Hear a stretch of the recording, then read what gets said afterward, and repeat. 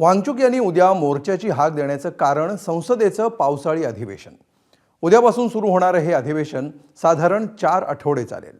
विरोधकांच्या भात्यामध्ये यावेळी अनेक आक्रमक आयुध असल्याचं दिसत असलं तरी पक्षफुटीमुळे घटलेलं संख्याबळ ही त्यांच्यासाठी चिंतेची बाब बनली आहे। विशेष अधिवेशनामध्ये फेटाळली गेलेली महत्त्वाची घटना दुरुस्ती विधेयकं पुन्हा आणली जाण्याची शक्यता असल्यामुळे राजकीय निरीक्षकांचं या अधिवेशनाकडे खास लक्ष असेल। बघूया एबीपी माझाचे प्रतिनिधी सोमेश कोलगे यांचा नवी दिल्लीतून हा स्पेशल रिपोर्ट।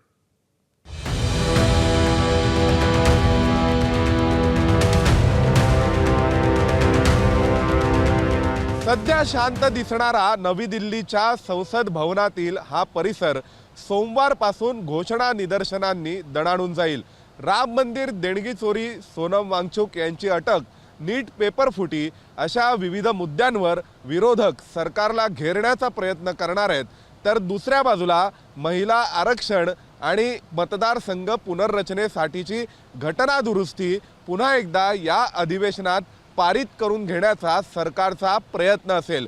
दरम्यानच्या काळात एनडीए मध्ये झालेलं इनकमिंग यासाठी पुरेसं ठरणार की याकरिता अधिकची कुमक लागणार, या सर्व प्रश्नांची उत्तरं पुढल्या महिन्याभरात मिळतील।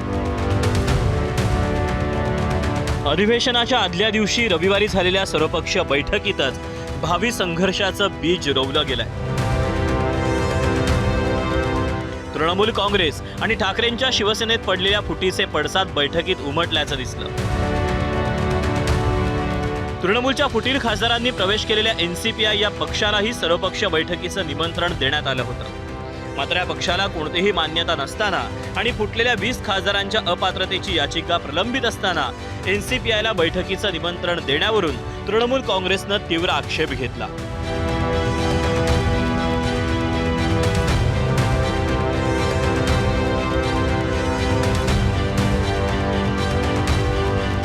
Today, as you saw, that the all-party meeting, all the opposition parties, led by the Trinamool Congress, all the opposition parties walked out in protest against the Parliamentary Affairs Minister's decision to invite.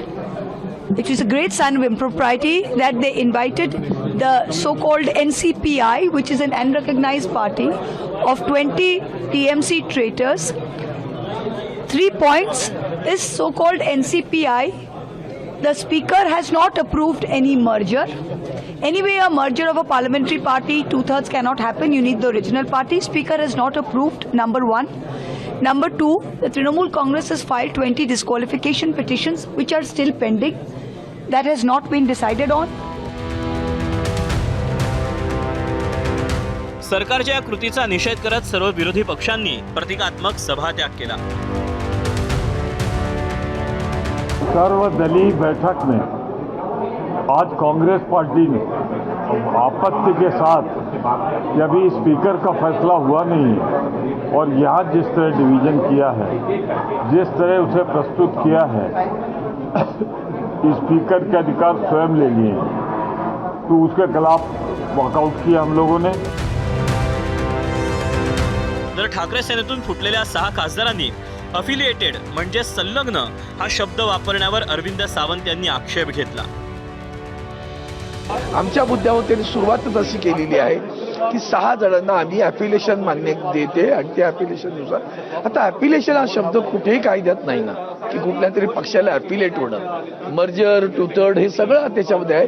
आणि 10व्या घटनेच्या 10व्या शेड्यूलमध्ये अशी कुठलीही तरतूद नसताना अशा लोकांना मान्यता देणं गैर आहे आणि म्हणून आम्ही सगळ्यांनी आज ऑल पार्टी मीटिंगमध्ये वॉकआउट केलेलं आहे।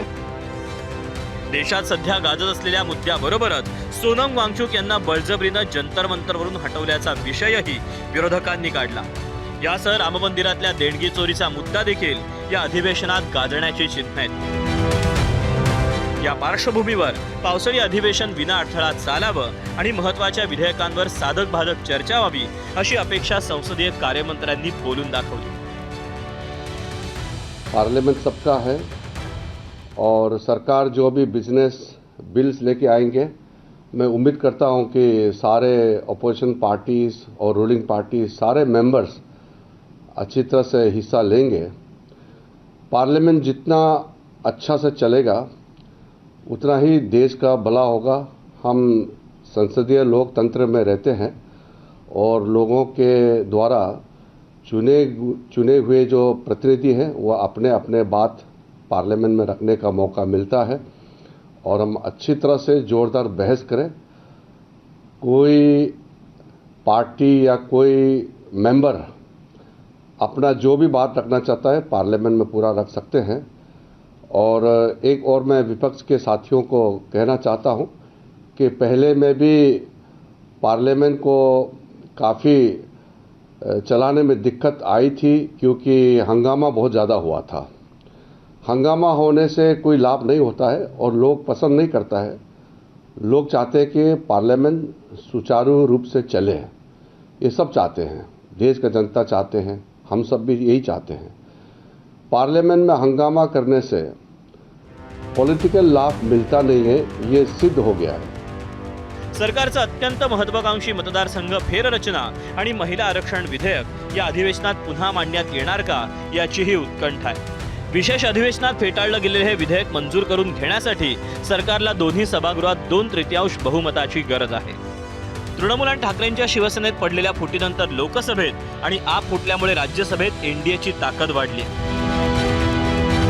लोकसभेचे एकूण संख्याबळ 543 असून 2/3 बहुमतासाठी 360 मतांची आवश्यकता आहे। शिवसेनेची वाढीव संख्या आणि एनसीपीआयमुळे आता एनडीएकडे 319 खासदार आहेत, तर या 26 खासदारांची वजाबाकी झाल्यामुळे एनडीएचं संख्याबळ 182 वर आलंय। राज्यसभेत एकूण 285 जागांपैकी सत्ताधारी पक्षाकडे 151चं संख्याबळ आहे। 2/3 बहुमतासाठी त्यांना 13 मतं कमी पडतायत। दोन्ही सभागृहांमध्ये पुरेसं संख्याबळ नसल्यानं बाहेरून होणाऱ्या मदतीवर सरकारची मदार असेल। रविवारी झालेल्या सर्वपक्षीय बैठकीतून याचे काही प्रमाणात संकेत मिळाले। तामिळनाडूच्या डीएमकेनं बैठकीत महिला आरक्षण आणि मतदारसंघ फेररचनेचा मुद्दा छेडल्याचं समजतंय। सूत्रांनी दिलेल्या माहितीनुसार सध्याच्या लोकसभा संख्याबळाच्या आधारे आरक्षण लागू करावं आणि दाक्षिणात्य राज्यांवर अन्याय होणार असेल तर मतदारसंघ फेररचना पुढल्या 25 वर्षांसाठी गोठवावी अशी मागणी डीएमकेनं केल्याचं सांगितलं जात आहे। केंद्रीय गृहमंत्री अमित शहा यांनी विशेष अधिवेशनातच अपेक्षित बदल करायची तयारी दर्शवल्यामुळे आता या विधेयकांबाबत सरकार कोणती खेळी खेळणार हे पाहणं महत्त्वाचं आहे।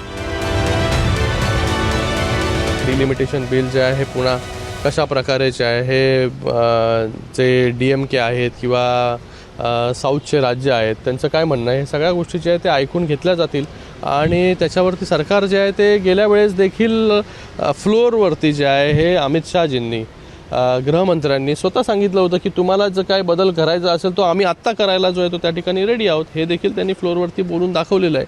फक्त राजकारणाला किंवा विरोधाला विरोध न करता देशाच्या हितासाठी काय आवश्यक आहे या सगळ्या गोष्टी देखील जे आहे ते बघितल्या पाहिजे। विरोधकांच्या भात्यात असलेली प्रभावी हत्यारं आणि सत्ताधाऱ्यांकडे असलेलं आवश्यक संख्याबळ यामुळे सोमवारपासून सुरू होणारं पावसाळी अधिवेशन हे नजीकच्या काळातलं सर्वाधिक वादळी आणि तितकंच महत्त्वपूर्ण ठरण्याची शक्यता आहे। सोमेश कोलगे, एबीपी माझा, नवी दिल्ली।